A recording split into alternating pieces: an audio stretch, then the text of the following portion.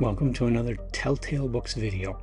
I'm Greg, and I'm here to talk about Edmond Hamilton's second story, published, titled Across Space.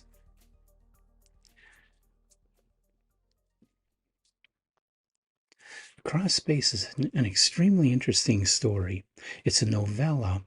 It was published in 3 parts in Weird Tales magazine from September to November 1926. So coming only 1 month after his first story, I believe, Monsagata Mammoth, he right away published Across Space. And I'm not sure how much impact it had on people at the time, but there's a lot to talk about around this story. The story is a good one, but there's a lot of things around this story that need to be discussed in order to really do justice to why I think Across Space is a top tale. And to get to my entire point,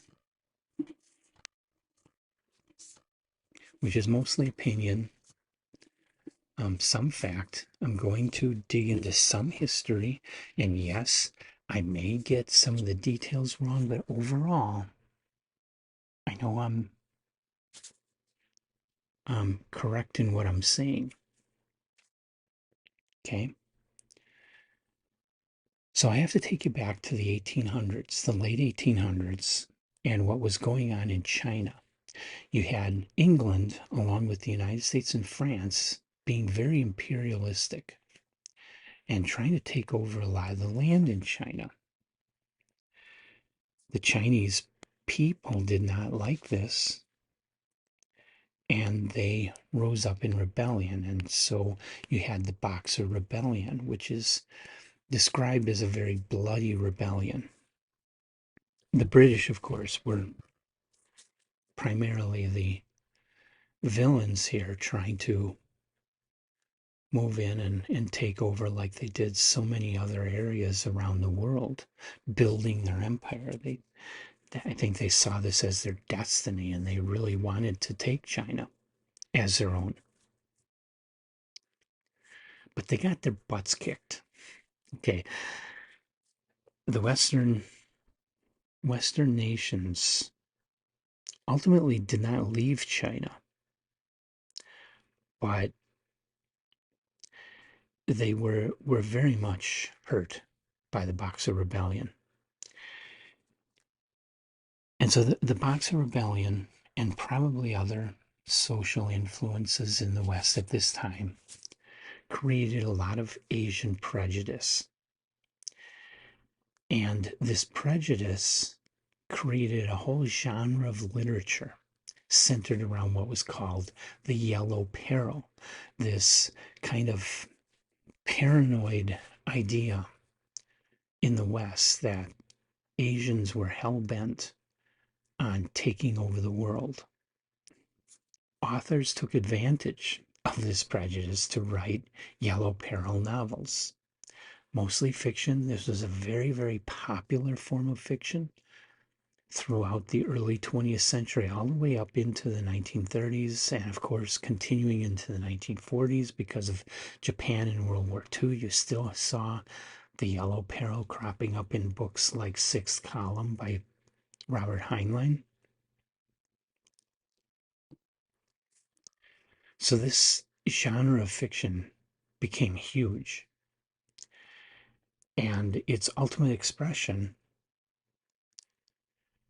coalesced into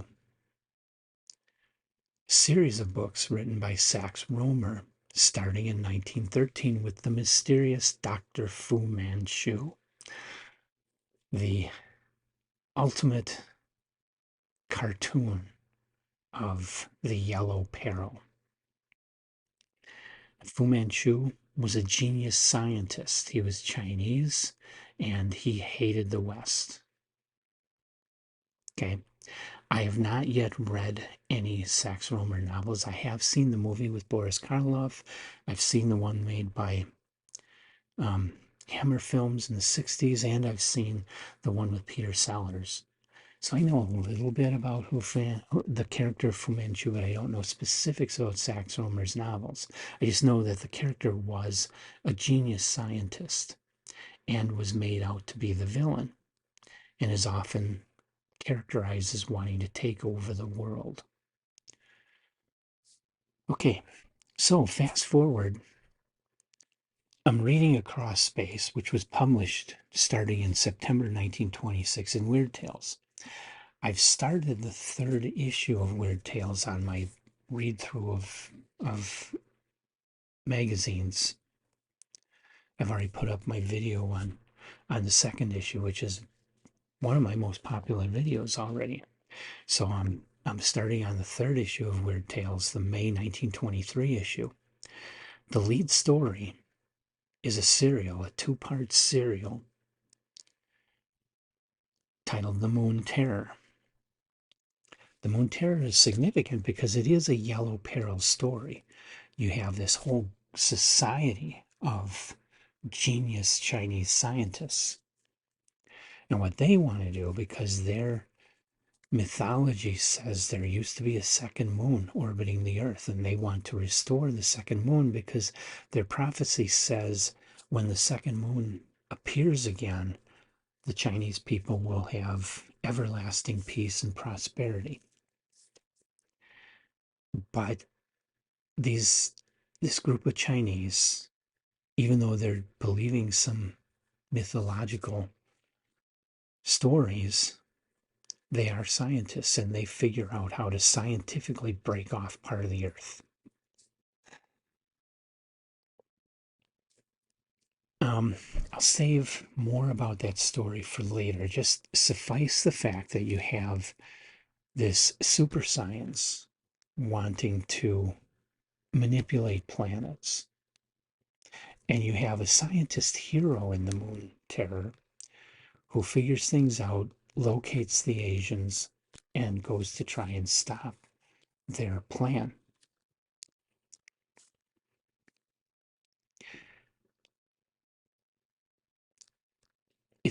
For all of its race, for all of its yellow racism, it's actually turning out to be a pretty remarkable story because at this point, I'm not aware of anything before. Like I say, I don't think the Fu Manchu novels or any of the other Yellow Peril novels or anything else written before the Moon Terror gets into such science fiction, gets into such super science of tearing apart worlds. Okay, this is Edmond Hamilton's territory that this and the author of the Moon Terror, as far as I know, only wrote this one novella for Weird Tales, and I can't find anything else published by this author. So 3 years later, 1926, Edmond Hamilton publishes Across Space, which is about people are looking up at the sky and they see Mars is no longer moving in its orbit. Instead, it's staying in the same spot in the sky and growing larger.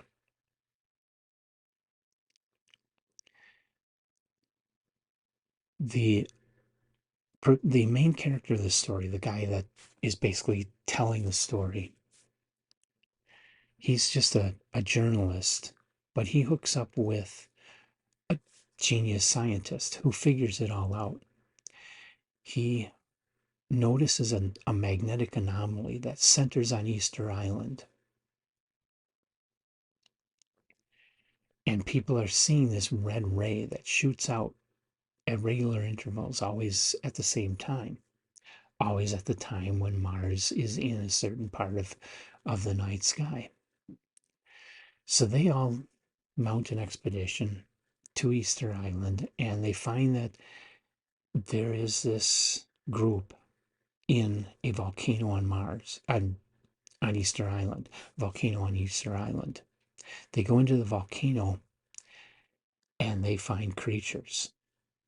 two types of creatures. One is this bat-like creature with a face that looks like the statues on Easter Island. The other is this headless thing with these long arms that are actually more like tentacles. And that headless thing is basically a slave to the bat creatures. And these things all come from Mars. And what they are doing is they're using the Earth's own magnetic field to pull Mars to the Earth so that it will be close enough.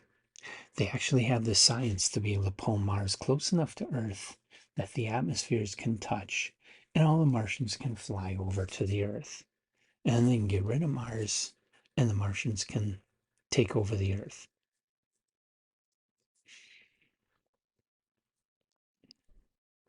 Well, Dr. Whitley doesn't want to allow this to happen. So he and the other guy, they go in, they get captured by the Martians and they find a way to escape.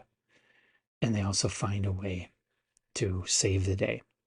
I'll leave it at that. There are a lot of influences of Wells' The War of the Worlds in this story, but you can also see clearly the basic pattern from the Moon Terror, which may also be the basic pattern of the Fu Manchu novels being reworked here, but with Martians. Okay, so Hamilton's story isn't racist, and Hamilton's story is more interplanetary. Hamilton's story, the Moon Terror, is definitely science fiction, but it's all earthbound. Hamilton's story goes beyond that to involve aliens and makes it much, much more science fictional. Now, 1926, in April of 1926, you had the first issue of Amazing Stories published. So Weird Tales probably saw this competition and probably wanted more science fictional works to compete with Amazing Stories. And so they published that and a number of other of Hamilton's earliest works. This was only Hamilton's second published story. But I read a review on this story online where the author of that review is saying that Hamilton basically took this formula for this story and repeated it for everything he wrote for the next 5 years. But you can also see the same basic pattern in a lot of the other science fiction that was published in the 1930s, 1940s. You can see it in 1950s science fiction films of the hero scientist figuring out that the aliens were causing the anomalies that people were seeing and going in and using his genius to beat the aliens and save the day. I mean, movies like The War of the Worlds, where the hero is this scientist and he figures out and he tries to defeat the Martians. He ultimately doesn't, and it's viruses that defeat the Martians. But you know, that became the standard for all the B science fiction movies, where you'd have a giant spider or giant grasshoppers or an alien, bunch of alien UFOs like Earth versus the flying saucers, and a scientist hero that saves the day. So Hamilton created in Across Space, with the help of Yellow Peril stories that were published before him, and a strong bit of H.G. Wells, he created Across Space and set a trope that would be very strong in science fiction stories for years. So this story is important, and this story, the characterization isn't strong on today's standards, but it, you know, the story focuses on the issue at hand, and the people are doing their jobs, and they're not sitting there getting all worked up over their neuroses. They're just doing what needs to be done.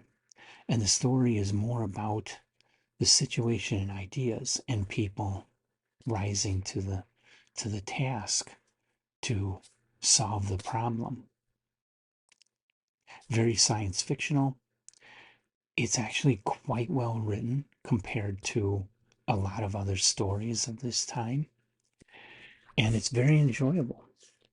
If you don't mind the fact that this became a trope, even in the hands of Edmond Hamilton, if you don't mind that, this story is very enjoyable. And of course, this was the first one that Hamilton wrote that was like this. And previous stories that were similar were not quite so science fictional. They didn't have quite so much super science. This story paves the way for the Black Star Passes by John Campbell. It paves the way for some of the stuff that Jack Williamson would write and Manly Wade Wellman would write, and a lot of other lesser authors through the 1930s would write stuff that was clearly inspired by Across Space, or had its roots in Across Space, but was inspired by later Hamilton stories. So Across Space, I got to give it a top tail. I enjoyed it. It's fairly well written, and it had a huge impact on the genre, on where the genre went for the next 15 years.